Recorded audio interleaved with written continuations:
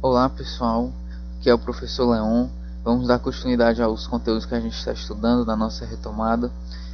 Hoje a aula é para o 8º ano e vamos lá. O tema de hoje é Brasil, migrações internas e emigração.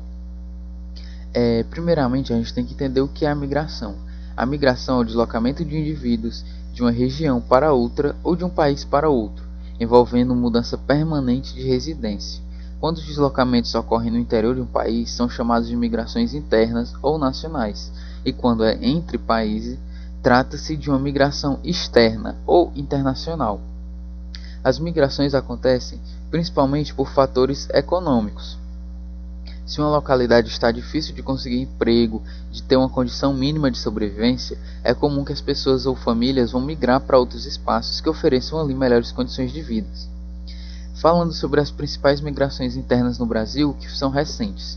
Como vocês podem ver no mapa, através das setas, no ano de 1950 a 1970, a grande região nordeste do Brasil foi uma grande região de repulsão, ou seja, saíam muitos migrantes da nossa região nordeste para outras regiões do país.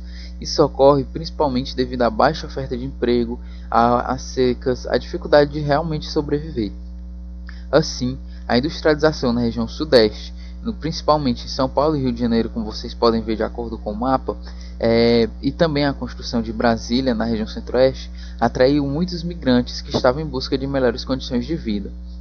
Assim, essas duas regiões se tornaram áreas de atração de população nesse período. Outro período de migração é de 1970 a 1990. Apesar de o fluxo populacional do Nordeste para o Sudeste continuar, nesse período também houve um grande fluxo do Sudeste, do Sul e do Nordeste para explorar a região Norte e também para continuar aí da região Centro-Oeste. Que fatores contribuíram para essa migração? A construção de rodovias, o incentivo dos governos estaduais e federais por meio da doação de lotes de terra para a prática agrícola, a descoberta de ouro e diamante em Roraima e o avanço da agricultura e da pecuária em terras que antes não eram utilizadas para essa finalidade, processo esse que ficou conhecido como expansão da fronteira agropecuária. A outra migração que traz o livro de vocês e juntamente traz esse mapa de 1995 a 2000 é a migração de 1990 a 2010. A partir da década de 1990, os fluxos populacionais que mais chamaram a atenção são as pessoas que estão voltando ao seu local de origem. É a chamada migração de retorno. É a diminuição substancial do tradicional fluxo do Nordeste para o Sudeste. Também isso chamou bastante atenção. No período de 95 a 2000, migraram 965 mil pessoas e entre 2001 e 2006 caiu para 539 mil. É um número de 400 mil pessoas que estava deixando de ir para o Sudeste. Quais são os fatores responsáveis por isso? São principalmente os programas sociais governamentais, por exemplo, o Bolsa Família, que é um programa de transferência de renda que existe pelo governo federal, e o crescimento econômico da região Nordeste, tanto no setor industrial como no setor de serviços. Eles são os grandes responsáveis por essa diminuição dos fluxos migratórios e a volta das pessoas que antes haviam deixado as suas terras. Outra forma que a gente pode ver as migrações internas é considerar o saldo migratório, ou seja, a diferença durante determinado período entre a quantidade de entrada e a de saída de imigrantes de uma localidade ou região para outras. Como a gente pode ver nessa tabelinha aqui, o saldo migratório das grandes regiões entre 2001 e 2006, a gente vê que a região norte apresenta um saldo de 9.691, ou seja, recebeu esse tanto de pessoas. Esse é o resultado do número de pessoas que saíram e chegou. É um cálculo. Enquanto que a região nordeste tem um número negativo, ou seja, saíram mais pessoas do que chegaram pessoas, assim como a região sudeste.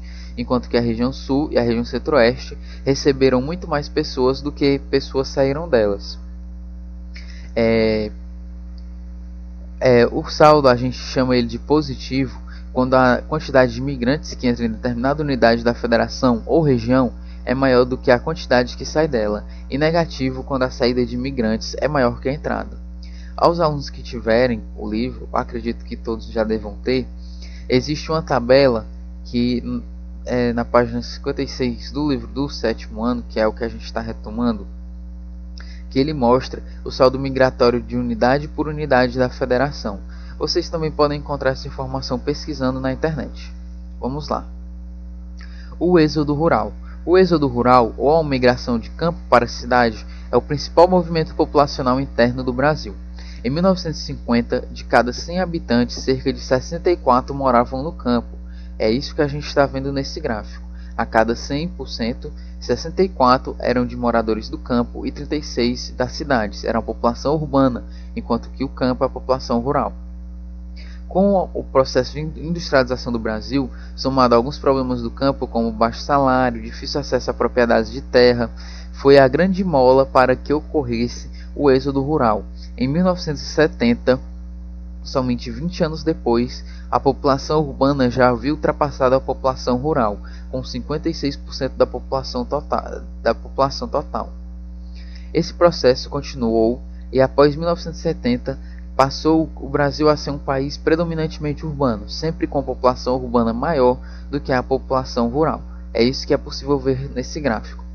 Aqui a gente vê nessa imagem a problemática, as pessoas preocupadas com a seca, a pessoa sem ter um emprego, ela sonha ir para o urbano, porque lá ele acredita que vai ter uma maior disponibilidade de recursos, vai conseguir um emprego, ou seja, vai conseguir uma vida melhor.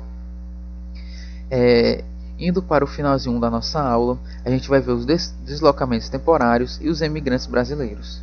As migrações temporárias acontecem e caracterizam-se pelo deslocamento de indivíduos para localidades onde há trabalho durante um tempo determinado e que retornam para o seu lugar de origem depois de concluírem a tarefa.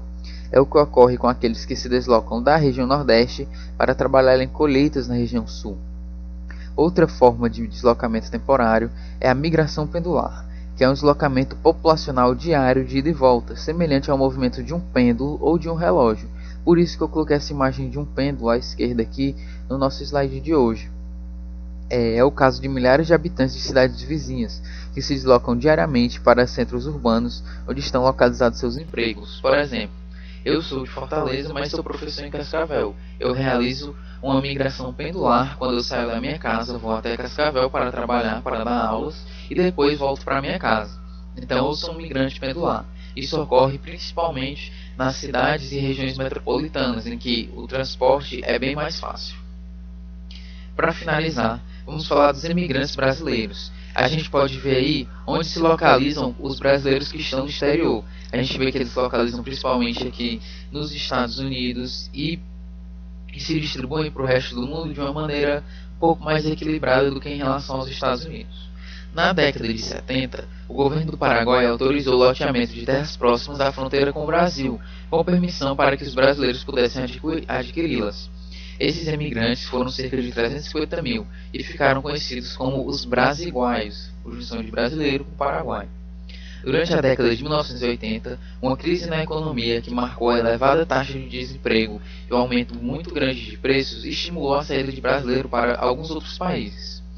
Em 2015, segundo as estimativas do Ministério das Relações Exteriores, 3 milhões de brasileiros aproximadamente viviam no exterior.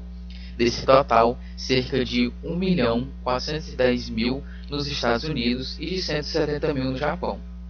É isso que a gente consegue observar através desse mapinha aqui. Eu espero que vocês tenham gostado da aula de hoje. Até a próxima aula. Abraços virtuais a todos e espero encontrá-los em breve.